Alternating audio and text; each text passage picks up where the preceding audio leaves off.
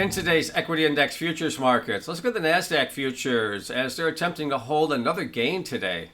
Nasdaq futures have experienced 5 consecutive higher closes. Now today we're seeing the futures market up slightly on the day, currently priced at 25,890. Now if it's able to hold on to the gain today, that would be the 6th consecutive higher close for the Nasdaq futures. But again, as we move towards the close, we're just up slightly on the day, but nonetheless, still holding on to the majority of the gains over the past 6 sessions. And when you look at some of the driving factors today, the primary driver appears to be the focus on the semiconductor space, as that typically does benefit the Nasdaq futures relative to other major equity index futures. And we're seeing some higher prices there, particularly when you look at Nvidia, the potential for a deal announced over the weekend from Nvidia, or I should say over the holiday.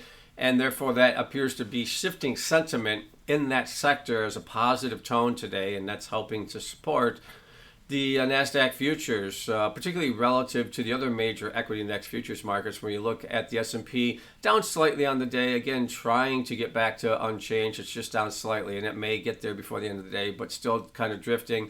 But we are seeing selling pressure in the industrials and more pronounced in the small caps. So the small caps are actually showing the least relative strength today as the price action continues to work its way through the market. But when you look at the overall prices of the major equity index futures markets, we did see prior to the Christmas holiday, the Dow as well as the S&P put in new all-time closing highs, with the Nasdaq and the Russell still not getting back to those levels.